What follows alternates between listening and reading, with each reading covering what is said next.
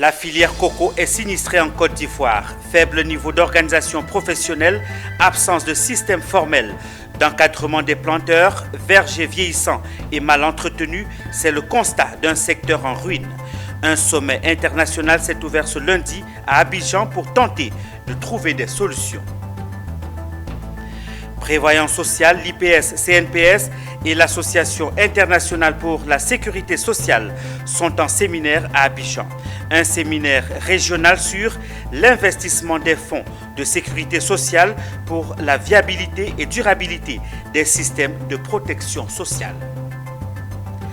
L'ONG Carrefour de réflexion et d'action pour l'éducation des filles et femmes de Côte d'Ivoire était en atelier sur la nutrition.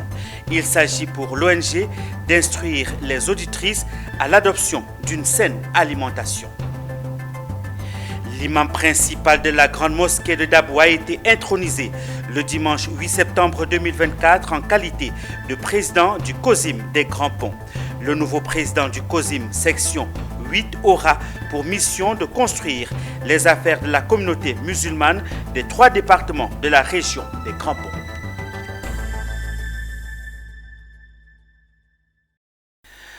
C'est un honneur de vous savoir nombreux, fidèles aux éditions de l'information sur Business 24 Africa et c'est l'heure de prendre les nouvelles de l'actualité. Madame, Monsieur, bienvenue à tous. Ouvrons cette session avec cette information sur la filière coco en Côte d'Ivoire. La filière est en difficulté en raison de plantations vieillissantes, de maladies et d'un manque de pratiques modernes. Ce constat a été fait par Abidjan Legacy Programme, un organisme de l'État de Côte d'Ivoire chargé d'accélérer le développement et la transformation agricole. Abidjan Legacy Programme a organisé un sommet international sur la relance de la filière coco en Côte d'Ivoire. Celui-ci s'est ouvert ce lundi 9 septembre 2024 en présence de nos reporters Philippe Zabo et Ezekiel Seri. En 1964, sous l'impulsion de l'Assaut des Palmes, Société pour le développement du palmier, la Côte d'Ivoire lançait son premier plan cocotier. Ce plan a permis l'extension des plantations de cocotiers, passant d'environ 35 000 hectares en 1980 à 60 000 hectares au début des années 90, avec 36 000 tonnes de production de copra en 1984. Production tombée aujourd'hui à 20 000 tonnes. Des chiffres qui ont poussé Abidjan Legacy Programme à inviter l'ensemble des parties prenantes de la filière coco au niveau national et international à se sommer sur la relance de la filière coco en Côte d'Ivoire. La filière coco est en crise et elle souffre principalement de certains défis, notamment celui lié à la gouvernance, c'est-à-dire à l'organisation, même la structuration de la filière, de ses membres, de son organisation, j'ai déjà dit. Ensuite, deuxième élément qui est plus, on va dire, physiologique, ça concerne les maladies, notamment celles concernant le jaunissement mortel du cacao.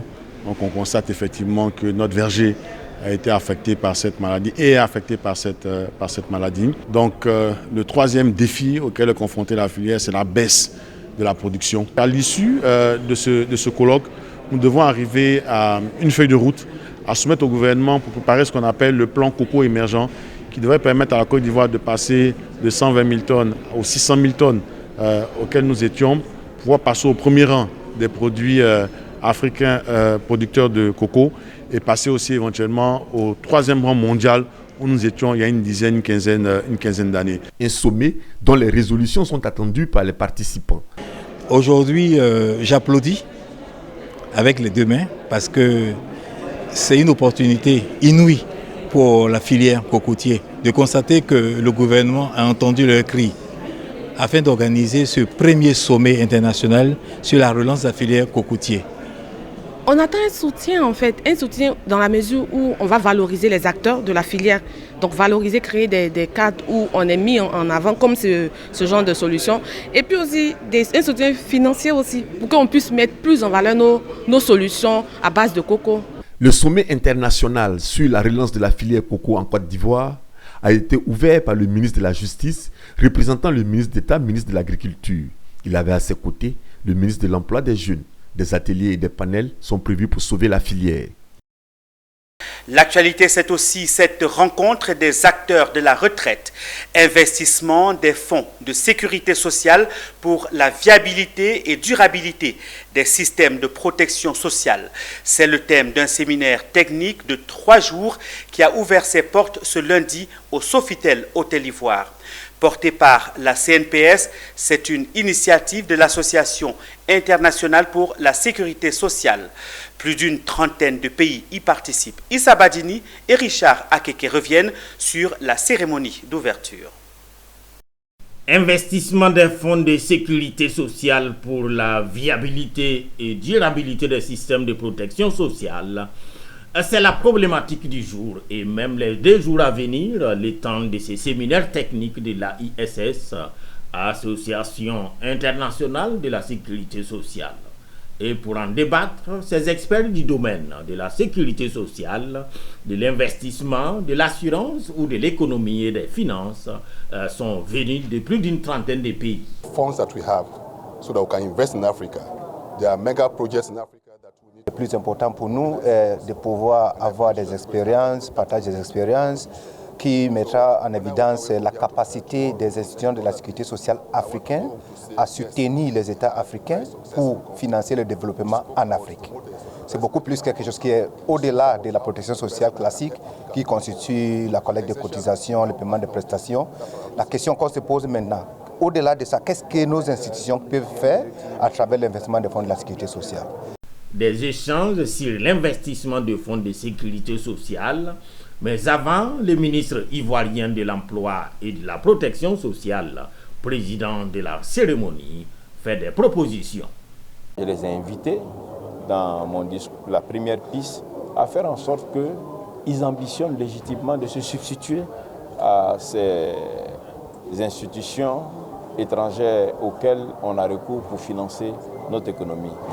Pour faire véritablement simple, j'ai invité nos institutions de prévoyance sociale à, dans leur plan d'investissement, tenir compte du plan d'emprunt de l'État de Côte d'Ivoire.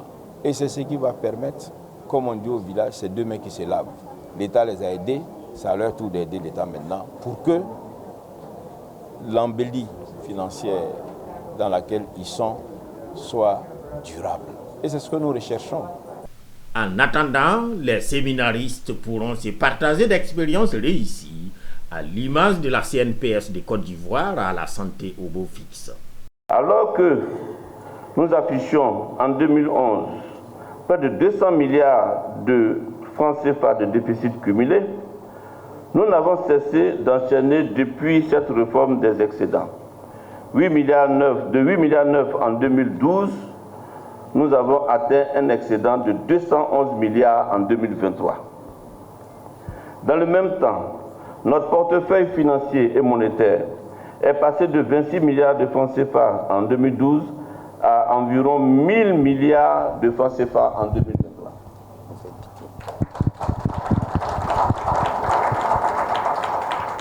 Ce qui est important, ce sont les conséquences de cette situation. La première conséquence, c'est que l'investissement est devenu à la CNPS une nouvelle source de financement. Le ministre Adama Kamara a dit espérer qu'un jour, l'ensemble de la population africaine puisse être sous les parapluies d'une couverture sociale, d'où la nécessité de disposer d'outils et de stratégies pour la gestion durable des fonds. C'est tout le sens de ces conclaves en terre ivoirienne de l'AISS. Le séminaire ainsi lancé va s'étendre sur 3 jours. Toujours ce lundi, la Côte d'Ivoire a accueilli la 6e édition du congrès du réseau des étudiants en sciences dentaires de l'Afrique de l'Ouest. Un événement majeur pour les étudiants en chirurgie dentaire de la sous-région placé sous le thème « Avancées technologiques et nouvelles techniques en odontostomatologie, impact et thérapeutique en Afrique ». Ce congrès vise à favoriser le partage de connaissances scientifiques entre les étudiants en odontostomatologie de la sous-région et à explorer les dernières innovations technologiques. Ce congrès réunit des participants venus de 6 pays de la sous-région. Diane Kablancan et Tima Traoré. Le réseau des étudiants en sciences dentaires de l'Afrique de l'Ouest, RESDAO, a organisé en Côte d'Ivoire la 6e édition de son congrès annuel. Débuté ce jour, ce congrès compte s'étendre sur une semaine. Il a réuni des étudiants en chirurgie dentaire de 6 pays, notamment de la Côte d'Ivoire, la Guinée, le Bénin, le Burkina Faso, le Sénégal et le Mali. L'objectif est de promouvoir le partage de connaissances scientifiques sur les dernières innovations telles que l'intelligence artificielle, l'imagerie 3D et la conception assistée par ordinateur, permettant d'améliorer la précision des diagnostics et des traitements en otondostomatologie. Ce congrès, nous aurons des conférences. Premièrement, une conférence en rapport avec le thème central.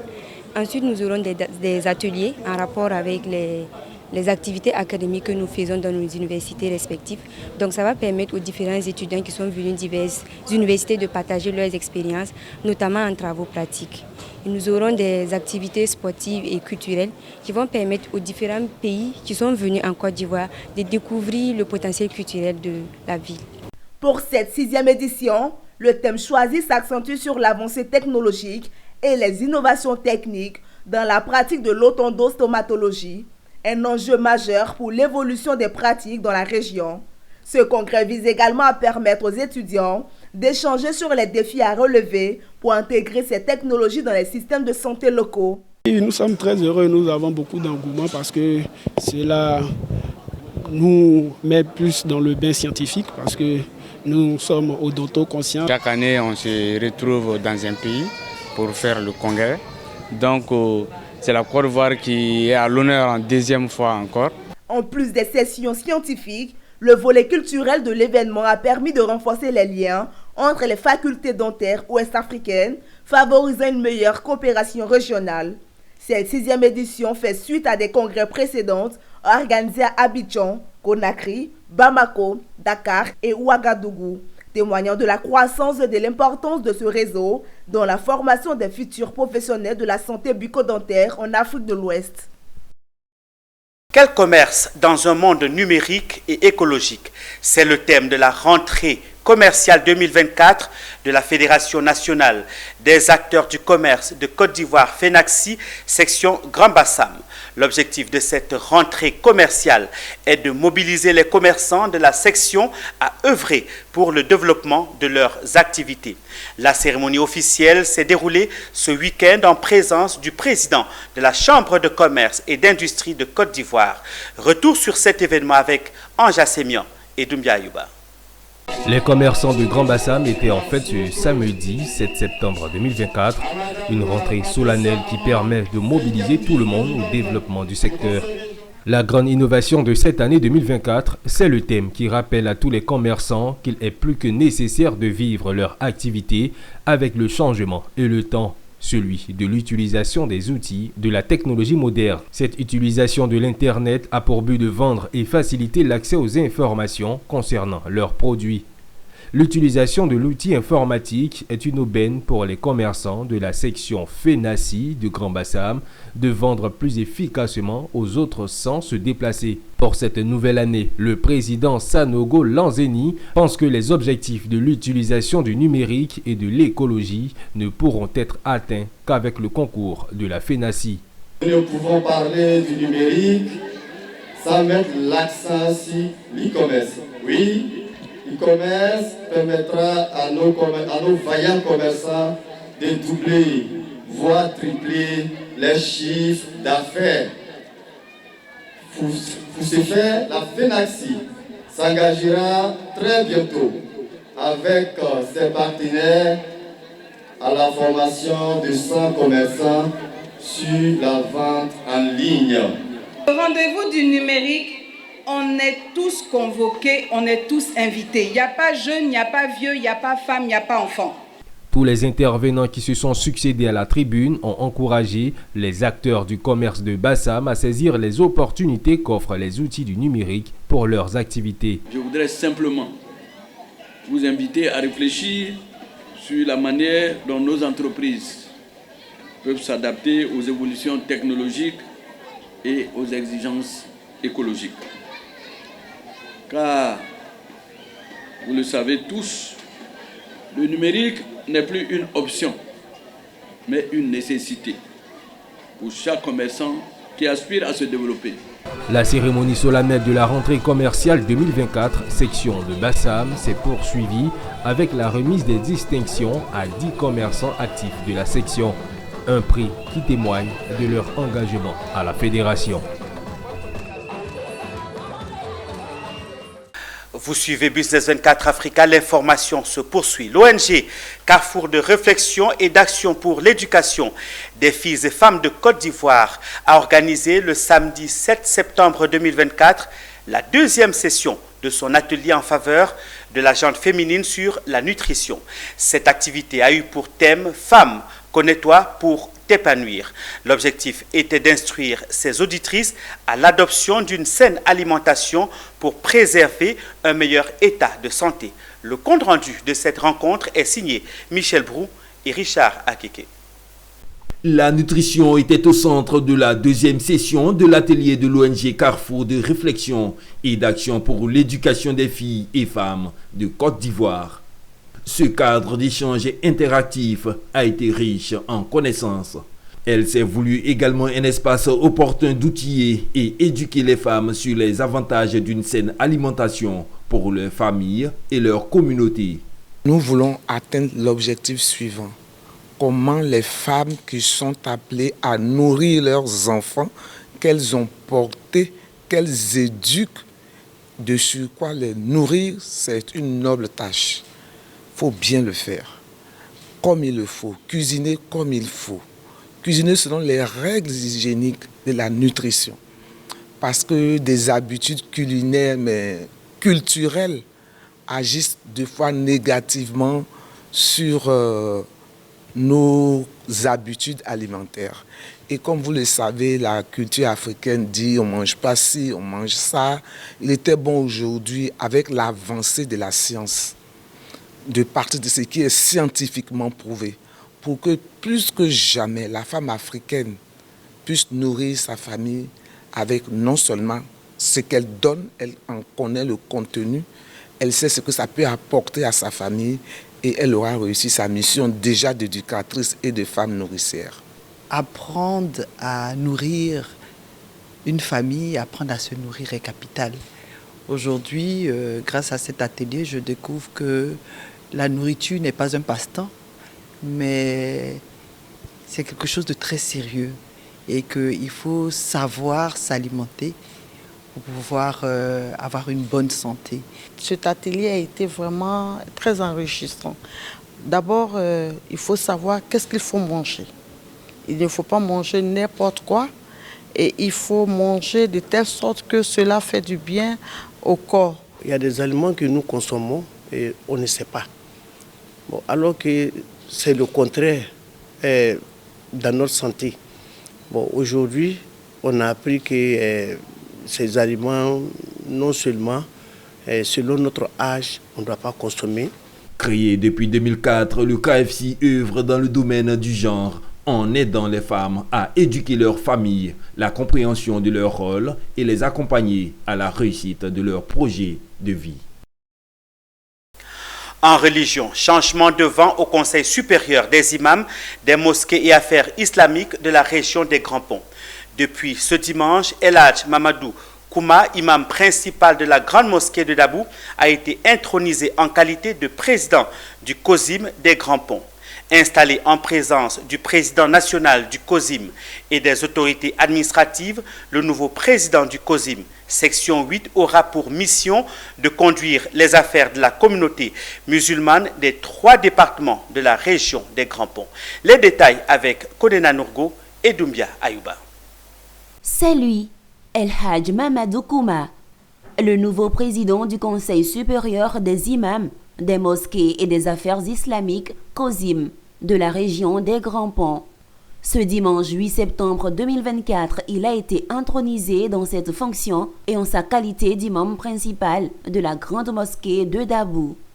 Devant le président national du COSIM, Cheikh Aïma Ousmane Diakité, et toutes les autorités administratives de la région, El Hadj Mamadou Kouma a prêté serment de conduire la communauté musulmane de la région des Grands Ponts selon les principes du noble Coran et de la Sunna du prophète Mohammed, paix et salut sur lui. El Hadj Mamadou Kouma a par la suite reçu les attributs de sa nouvelle fonction. Un ruban sur la tête, symbole du savoir. Une canne, symbole de droiture, et le Coran, le livre saint de l'islam pour se guider. Très très heureux d'avoir chef à mon côté, de me faire confiance. C'est une tâche, c'est pas facile, c'est une tâche très lourde. Bon, vraiment, je demande à lui de me faire beaucoup de bénédictions, même chez lui à la maison, de faire beaucoup de bénédictions. Parce que l'islam guidé. Aujourd'hui, la mission principale, c'est que l'imam travaille pour la cohésion, pour rapprocher les fidèles. C'est-à-dire qu'il s'acquitte de son travail correctement. L'imam est l'héritier du prophète Mohammed sallallahu alayhi wa sallam dans l'islam. Donc le travail que le prophète Mohammed faisait, c'est la continuation que l'imam fait. Il doit être une aiguille pour coudre la communauté, et l'imam ne doit pas jamais être une lame pour fendre. Il doit juger avec la vérité, être du côté des pauvres et dire la vérité, même si c'est amer. Nous faisons confiance à l'imam Kouma, nous le connaissons, nous prions pour lui et pour tous les imams.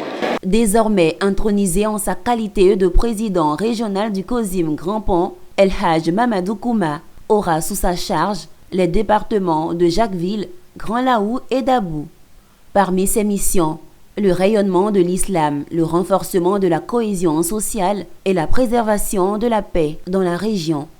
Une mission qu'il pourra réussir avec l'aide des autorités administratives.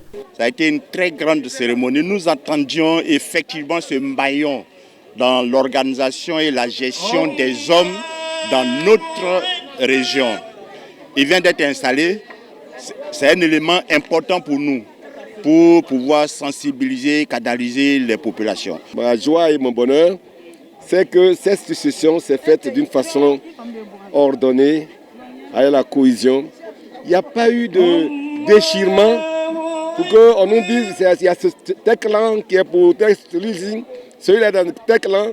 Tout s'est passé avec l'aide de Dieu en bon temps. Le musulman doit travailler dans la vérité pour construire l'union d'abord entre les fidèles, construire l'union entre les musulmans et les chrétiens et autres, et faire en sorte que la Côte d'Ivoire vive en paix et avec la cohésion aussi sociale. Le nouveau président du COSIM de la région des Grands Ponts est âgé de 58 ans. Né à Tangrela en Côte d'Ivoire, il est depuis juillet 2021 ambassadeur de la paix. Il fut conseiller des deux présidents du COSIM et de l'actuel président du COSIM.